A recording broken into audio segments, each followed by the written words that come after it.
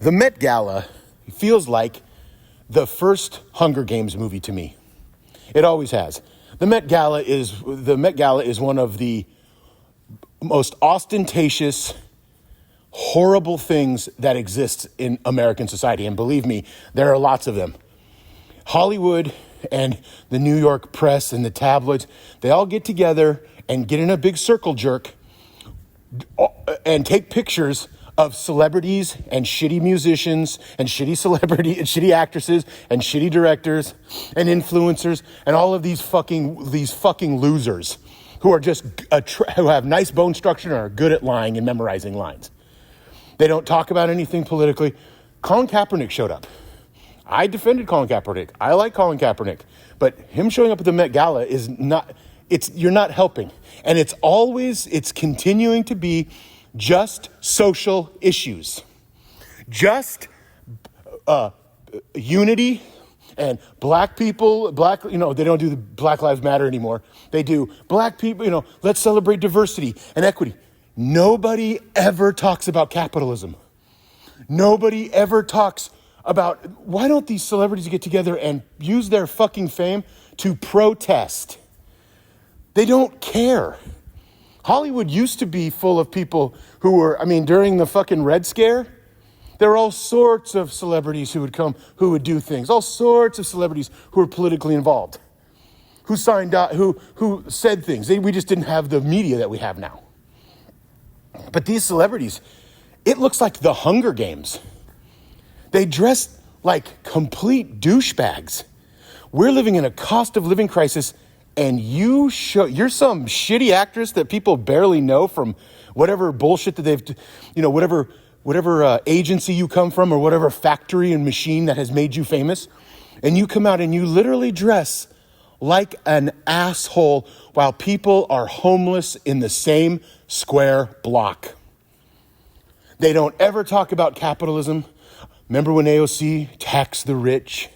Because that'll happen. Because that has ever happened in American society. Oh, save the New Deal. This Met Gala is let them eat cake. Only it's not the president saying it, although it's these celebrities. And most of them are talking, their big issue still is social issues. I'm all for social issues, but they better be a slash after capitalism and economic issues. That's where intersectionality, in my opinion, starts to become relevant once we establish the class warfare, the economics of this. I don't care if you're transgender. I don't care what you are. If you're in my economic class, then you're my ally. I don't care what skin color, what country you come from. It doesn't matter. I am poor. I am working class. So if you are poor and working class, then we are in the same class, and you are my ally. If you are rich, I don't care. There are plenty of transgendered rich people. They're not in my economic class. There are rich black people who are not in my economic class, who do not want to, don't think about the left. They only think about they're conservative because they're rich. These people at the Met Gala, I'm going to just say it again. It felt like watching. I don't watch it. I unfortunately check the news, and it's all over the fucking news. Kamala Harris showed up. I was like, what are you doing? You guys are so out of fucking touch with the average American working class family. If you ever talked economics, you would roll the Republicans. If the Democrats would ever come out and have the first day I'm in office, I'm going to enact student loans. I'm going to executive order, gone. 40 million people, you will no longer have your student loans. I'm going to enact a college subsidy plan where you do not have, when you borrow money, we will pay the majority of the cost for you to go to college. And we want you to get degrees. We want you to be smarter. We want society to be better.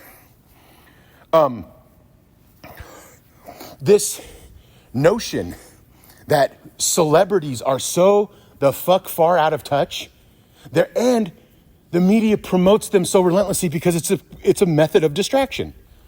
It is to distract you, the average person, the young person. You need to be more concerned with fashion and the outward appearance of things than you do about your economic future. And if the Democratic Party wasn't such a What weren't one of the two parties in charge, and if there was ever a third party to emerge in any significant way, which there never will be, because the Democratic Party won't let it happen, and the Republican Party on the right is the big tent. You see how big of a tent they have. You're a Marxist trying to go into the Democratic Party, good luck. But if you're a fascist, they're like, hey, well, come on aboard. Come on down. We don't mind racists and bigots and and economic and the Heritage Foundation and Christo-fascists. The Republicans are good with everything. If it's on the right wing, they're good with it. They're good with Alex Jones. They're good with all of that. QAnon, they're fine with it. Democrats don't touch anything that has anything outside of the neoliberal centrist Democratic formula. You saw what's his face, the minority leader in the House, talk about this. Hakeem Jeffries. We need to shut the radical. He didn't use radical left. He used the extreme left. Do you know what the extreme left is in America? Do you know what the extreme left is? The extreme left in America is anti-war. It's anti-genocide. It's pro-healthcare. It's pro-education. It's pro-environmental policies. And all of those things make the working class lives better. Period. They make everyone's life better. The working class, it makes their life better. It makes the lower middle class, it makes the poor, everyone's life better. Having SNAP benefits, increasing Social Security for the disabled and elderly, increasing access to medical care, having a single payer option. Those things make society better. America doesn't think that. America thinks they're too distracted on the left watching the Met fucking Gala and too distracted on the right watching fucking whatever the fuck conservatives watch. I'm assuming it's like monster trucks and fucking Duck Dynasty, but I don't even know those are fucking things anymore. But they watch bad television, they don't read, and they're not intellectually curious. And they listen to Alex Jones, and they listen to QAnon, and it's how Marjorie Taylor Greene got elected, it's how Lorraine Boebert, and the media promotes these people. The media cannot get enough of these people. They're hungry for these people. They promote them. Ralph Nader called this out. Ralph Nader said, what is the media doing? When did the media start so relentlessly promoting the insane right? They can't get enough of them. And I know it's about shock and it's about eyes and attention and it's about, these people are really shocking, so we have to report. But they don't report on them like that. They just keep giving them attention. MTG is she's from a tiny little district in Georgia. That's irrelevant. But somehow she's the fucking star and everybody wants to know what her opinions are. And she's always, the media loves it. The media laps that shit up. Same thing with this Met Gala. Same thing with anything to do with celebrity. It's a distraction. A distraction unlike in any other country because Hollywood is so big here. And it uses its propaganda to keep capitalism on top. Hey, we all like capital. You guys want to make money, right? You want to have stuff, right? I listen to people, even shit talkers like Joe Rogan, who you go, Joe Rogan hates the idea of more taxes. He hates socialism, and he thinks rich people are great. None of those things are good for society. Thinking rich people are great just because they're rich doesn't matter how they got it. It doesn't matter how that guy on Shark Tank got his money, but he has it, and so now we think his opinion matters. Elon must be doing something right. He's rich. He's a rapacious, greedy fuck. Morally, he's a terrible person. He just is, and he's mentally ill. But you have been so convinced that rich people are better than everybody else simply by the fact that they're rich. No, they're just rich. That's all they are. People aren't any worse or better because they're fat, or because they're small, or because they're tall, or because they can run or they can't run, or they're in a wheelchair, or they're not. An asshole is an asshole. And rich people, generally speaking in America, are giant stinky assholes because they're conservatives. And they oppress anything that has to do with increasing taxes in America to help the very people that run the country, the very people that build the country. We don't run it, we build it. And we keep getting this shit. And now you have to see once a year, the Met Gala, a bunch of no talent. And there's so much content right now. Hollywood is like, there's so many streaming services and movie studios and television that is being made. It's awful. Most of it is awful. Would call it formulaic would be polite. It's these terrible shows with too many monologues and too much guns and too much violence. And it's the same formula that you over and over. And these retards who look like they don't even realize that they literally look like they are in a movie. And that's the goal, because the media tells them how great they are. And then they go to the most expensive restaurants in New York and they have after parties and they all get together and jerk each other off and tell each other how great they are and how wonderful. It's great living in the Hunger Games.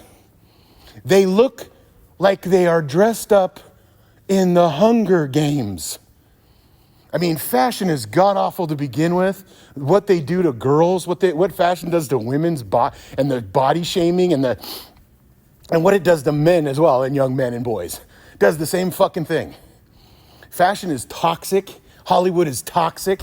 And it's all used as a major distraction so we don't think about our economic plight. It's getting worse out there, folks. And if we don't start to peel away the old layers of our society and the things that we know are destructive and bad, then we will end up suffering an enormous fate financially that could have been prevented if you just would have done some fucking homework. If you'd have just thought, use your critical thinking skills. But they want to take that away from you too. They don't want you to go to college. Conservatives are making it clear. They're trying to get less money. They're having institutions. They're putting pressure on institutions and telling them, you will not get any of federal money unless you put pressure on the people that went to your school that owe student loans. They're evil. I don't believe in the supernatural, but conservatives are starting to make me think that the devil is real. That evil is real. Because I can't imagine thinking that you would want to live in a society where so many people were suffering and poor. But again, they have isolated themselves so far away from normal, average, everyday people that they don't know the average person. And the fact that Hollywood is just a bunch of fucking, all I want to do in my life is be an actress and be famous and be a musician. All I ever wanted to do was have people applaud me. All I ever wanted was just to be famous. It's like watching an American Idol. I used to get depressed watching American Idol.